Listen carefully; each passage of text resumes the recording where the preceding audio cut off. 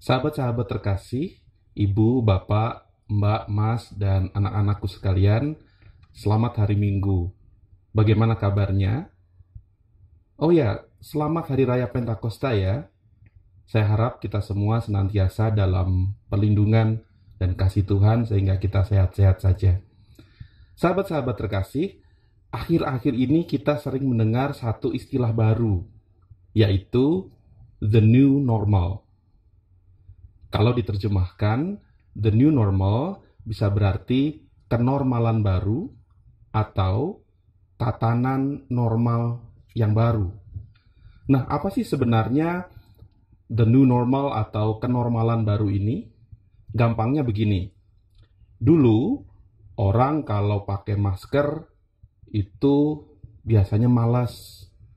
Katanya sumuk, nggak nyaman, nggak bisa nafas. Tapi sekarang sesudah adanya wabah COVID-19 ini, semua orang atau kebanyakan orang mau menggunakan masker.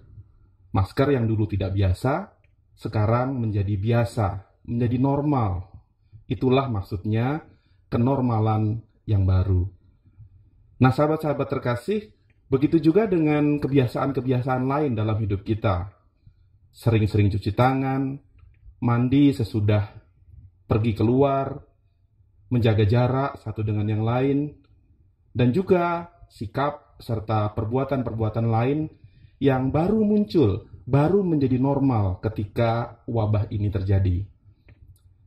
Di jemaat kita, salah satu bentuk kenormalan baru itu adalah ketika pelayanan diakonia menjadi sesuatu yang sangat penting. Terus terang saja, dulu pelayanan diakonia boleh dikatakan menjadi nomor 2 di dalam pelayanan jemaat kita. Tetapi sekarang, ketika wabah ini berlangsung, pelayanan diakonia baik kepada warga jemaat maupun kepada warga masyarakat di luar menjadi sesuatu yang selalu kita lakukan. Menjadi sesuatu yang normal yang kita lakukan. Inilah the new normal atau kenormalan yang baru untuk gereja kita. Sahabat-sahabat terkasih dalam Kristus Yesus, dalam bacaan kita hari ini diperlihatkan bagaimana Yesus menciptakan kenormalan baru di dalam kehidupan murid-muridnya. Ayat 19 di dalam Yohanes pasal 20 mengungkapkan demikian. Berkumpullah murid-murid Yesus di suatu tempat dengan pintu-pintu yang terkunci karena mereka takut kepada orang-orang Yahudi. Nah, dalam cekaman ketakutan itu, Yesus hadir di tengah-tengah mereka, dan selama perjumpaan dengan murid-muridnya itu, Yesus mengungkapkan 4 hal. Yang pertama, Yesus mengatakan, damai sejahtera bagi kamu.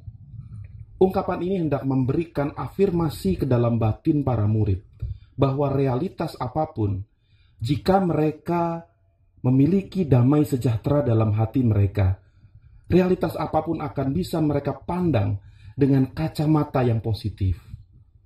Sebagai contoh, untuk kita saat ini, di tengah-tengah wabah, kalau ada damai sejahtera di dalam hati kita, maka kita akan mampu melihat bukan hanya hal-hal yang suram dan memprihatinkan, tetapi juga kita akan mampu melihat hal-hal yang positif dan indah. Misalnya, munculnya kepedulian sosial di tengah gempa, penghormatan terhadap alam, dan hal-hal positif lain. Yang kedua, saudara, Yesus mengatakan, sama seperti Bapa mengutus aku, demikian juga sekarang aku mengutus kamu. Yesus mengutus para murid untuk segera keluar dari lockdown yang mereka lakukan. Yesus mengajak mereka untuk membebaskan diri dari penjara ketakutan yang selama ini membelenggu mereka, untuk segera keluar dan menunaikan tugas perutusan pelayanan mereka untuk mengabarkan keselamatan dari Allah. Sahabat-sahabat terkasih dalam Yesus, seolah-olah Yesus mengatakan kepada para muridnya, ayo keluar, jangan takut, tempatmu bukan di ruang terkunci seperti ini, tempatmu di luar sana, melayani Tuhan dan melayani sesama. Tempatmu bukan di ruang tertutup seperti ini. Saudara-saudara, bukankah ada banyak orang Kristen yang juga terlockdown atau melockdown dirinya sendiri karena rupa-rupa ketakutan untuk terjun di dalam pelayanan dan kesaksian? Banyak orang Kristen yang mengatakan, saya takut salah, saya nggak pintar ngomong, saya nggak bisa melayani. Nanti kalau saya jadi pengurus komisi, saya dikritik banyak warga jemaat. Nanti kalau saya jadi anggota majelis, saya dicela oleh sesepuh di kelompok saya. Dan rupa-rupa penjara ketakutan yang lain. Saudara-saudara, keluarlah dari penjara ketakutan itu. Bebaskan saudara dari lockdown yang saudara lakukan karena saudara takut terhadap berbagai macam hal. Ini bukan saya loh yang nyuruh. Ini Gusti Yesus yang paring dawuh untuk kita. Tuhan Yesus yang memberi perintah kepada kita. Saudara lebih takut mana? Komentar dan celaan dari orang atau perintah Tuhan Yesus? Yang ketiga, Yesus mengembusi para murid dan berkata, terimalah Roh Kudus. Saudara, Yesus mencurahkan Roh Kudus kepada para murid untuk memperlengkapi dan memampukan mereka menjalani tugas perutusannya dengan baik. Yang takut menjadi berani, yang tidak mampu menjadi mampu, yang merasa dirinya kurang diperlengkapi. Itulah peran Roh Kudus di dalam diri setiap orang percaya, di dalam diri setiap utusan Kristus, termasuk saudara dan saya. Porsi kita adalah menyatakan kemauan kita melayani, dan porsi Roh Kudus adalah memberikan kemampuan kepada kita untuk melayani. Saudara bilang kepada Allah, I will do it.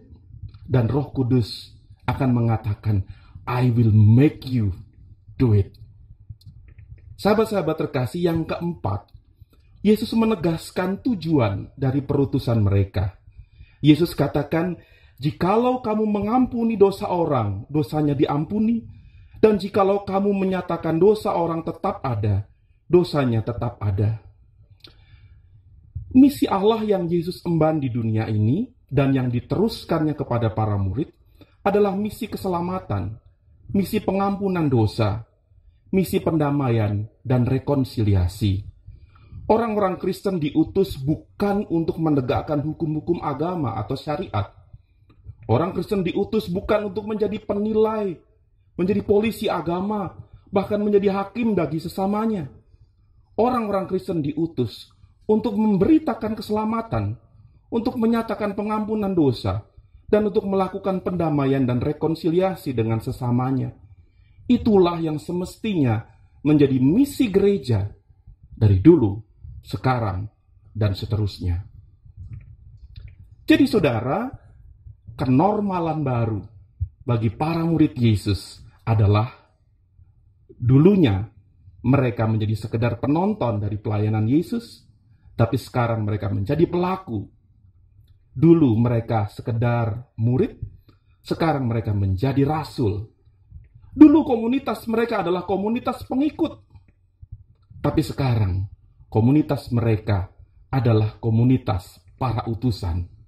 Komunitas yang sekarang kita sebut sebagai gereja. Bapak, Ibu, Saudara, dan anak-anakku terkasih dalam Kristus Yesus, komunitas gereja yang dicurahi dan dipimpin oleh Roh Kudus itu perlu dijalani dalam spirit kesatuan. Rasul Paulus mengatakan kepada jemaat di Korintus bahwa pencurahan Roh Kudus ke atas setiap orang percaya bertujuan untuk memperlengkapi jemaat melakukan beragam karya pelayanan di dalam spirit persatuan. Rasul Paulus mengatakan, ada rupa-rupa karunia, tetapi satu roh. Dan ada rupa-rupa pelayanan, tetapi satu Tuhan. Dan ada berbagai-bagai perbuatan ajaib, tetapi Allah adalah satu, yang mengerjakan semuanya dalam semua orang. Nah, bagaimana konkretnya yang dimaksudkan oleh Rasul Paulus ini? Bapak, Ibu, dan saudara-saudara, juga anak-anakku, perkenankan saya mengilustrasikannya di dalam sebuah video singkat. Video singkat ini saya dapatkan dari laman Facebook Bapak Taufik Hidayat. salah seorang warga GKJ Bekasi. Mari kita tonton videonya.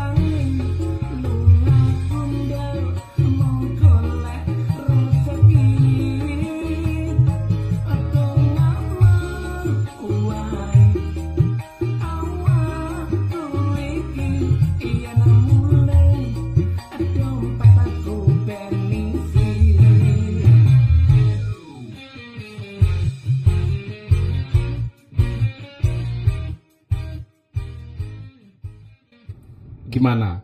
Nyenengke nggih videonya? Rasanya kepingin nonton lagi dan nonton lagi.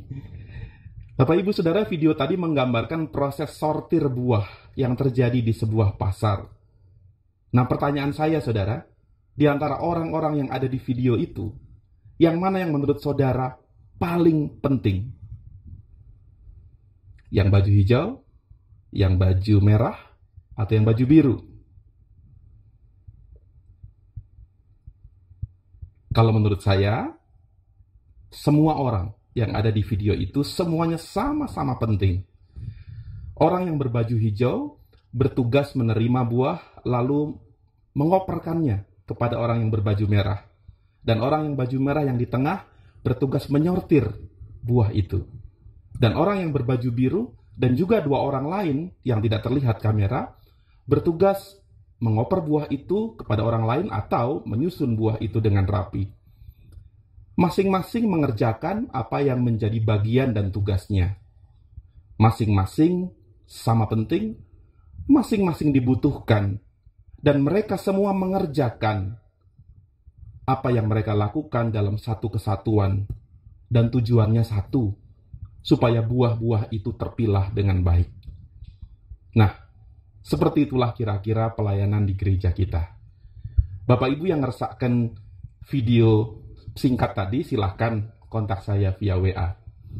Sahabat-sahabat terkasih, Rasul Paulus bersabda, tetapi semuanya ini dikerjakan oleh Roh yang satu dan yang sama. Itulah kenormalan baru yang Rasul Paulus harapkan dari jemaat di kota Korintus melalui surat penggembalaannya. Kalau dulunya warga jemaat di kota Korintus saling bersaing, saling berkompetisi, siapa yang paling saleh, siapa yang paling suci, siapa yang paling benar, siapa yang paling aktif, siapa yang paling giat melayani, siapa yang paling berjasa di tengah-tengah jemaat. Paulus mengajak mereka untuk menyadari bahwa keragaman pelayanan yang ada di tengah-tengah jemaat bukanlah sebuah festival untuk mencari tepuk tangan atau mencari pujian hebat, keren, melainkan untuk mewujudkan karya Roh Kudus yang satu itu. Satu roh, beragam karya. Saudara-saudaraku dalam Kristus, hari ini kita merayakan Hari Raya Pentakosta, hari di mana Allah mencurahkan Roh Kudus-Nya ke atas orang-orang percaya. Roh Kudus yang bukan hanya disebut roh penghibur, roh penolong, dan roh kebenaran, tetapi juga roh pengutus. Hari-hari ini saudara, kita juga diperhadapkan pada pertanyaan, apa itu the new normal? Atau kenormalan baru buat gereja selama dan pasca pandemi COVID-19.